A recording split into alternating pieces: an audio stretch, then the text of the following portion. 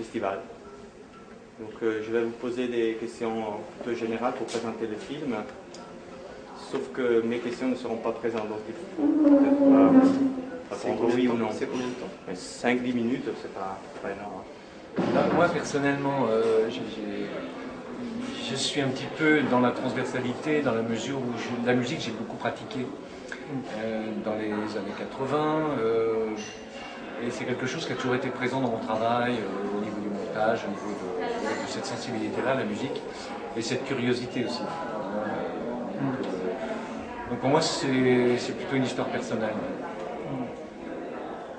Et en fait, moi, je suis essentiellement producteur, je produis depuis 15 ans des films, et j'ai toujours été passionné par le pouvoir de la musique et de la danse, de dépasser les frontières, de nous raconter des histoires, mais en dehors des conventions, et que finalement, n'importe qui est capable de recevoir de la musique, de recevoir de la danse, et de l'apprécier avec sa propre culture. Donc depuis toujours, depuis nos débuts, on a pas mal accompagné de chorégraphes contemporains, maintenant aussi des compositeurs contemporains. Et depuis le début, ça a été une passion qu'on fait vivre à travers des projets à la fois documentaires, mais aussi des projets de films musicaux.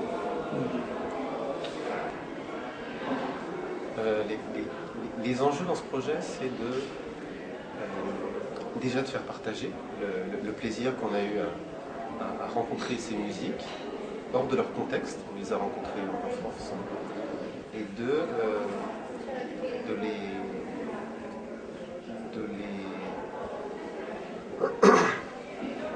je vais te laisser commencer le thème. Moi je dirais, on recommence. Par rapport aux enjeux, c'est un peu historique. C'est-à-dire qu'en 2001, il s'est passé quelque chose de grave. C'était au mois de septembre, le 11 septembre. Et à partir de ce jour-là, on a basculé dans quelque chose qu'on connaît tous maintenant, cette notion de danger, de la définition de l'ennemi. On a identifié l'ennemi, il y a eu un axe du mal qui a été tracé, et c'est vrai que ça nous pose tout un tas de problèmes par rapport à l'autre, en fait. C'est-à-dire cette société musulmane qu'on ne connaît pas. Et donc on a été attiré par cette musique, ces sonorités, ces rythmes, ces paroles aussi, cette poésie, pour essayer justement de balancer, de contrebalancer cette idée, c'est-à-dire aller à la rencontre de l'autre, montrer qu'on n'était pas dans un dispositif de conflit, même si le choix qu'on a fait n'était pas un choix d'expliquer les choses. Alors, on n'explique pas ce que c'est qu'une société swahili, on n'a pas un comportement d'ethnologue, mais on essaye d'avoir simplement l'idée de partager ce qu'on peut avoir en commun, c'est-à-dire la musique, la poésie, la vie, quoi. Personnellement, moi, c'est la scène d'une vieille dame qui a 95 ans, qui raconte, qui est en répétition et qui en fait raconte une histoire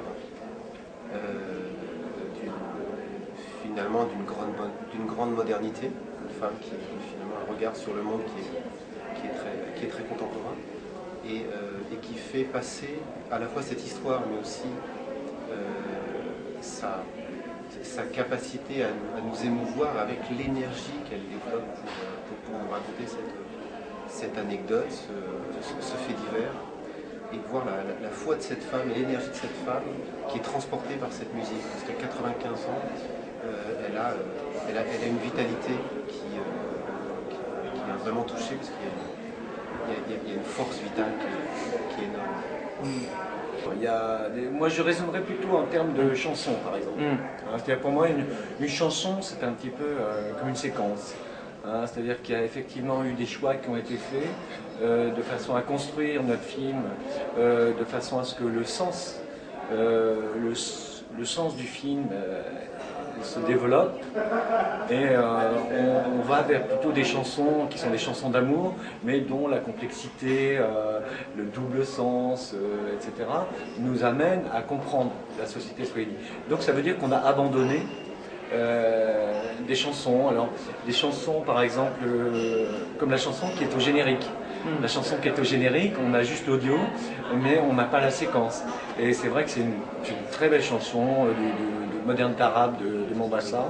Bon, c'est à la fois un regret, mais elle est là avec le générique, donc elle nous accompagne jusqu'à la fin.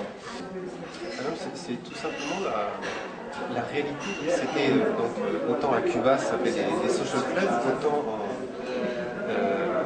en Tanzanie, c'est des musical clubs. Ça s'est toujours appelé comme ça. Et voilà, donc en l'occurrence, on s'est intéressé à un ensemble qui s'appelle le Culture Musical Club, mais on a juste préféré l'appeler Zanzibar pour identifier d'où venait cette musique. Mais sinon, c'est l'appellation tout à fait classique de ces regroupements. Oui, mais en même temps, c'est vrai qu'il y a un clin d'œil, forcément, qui n'est...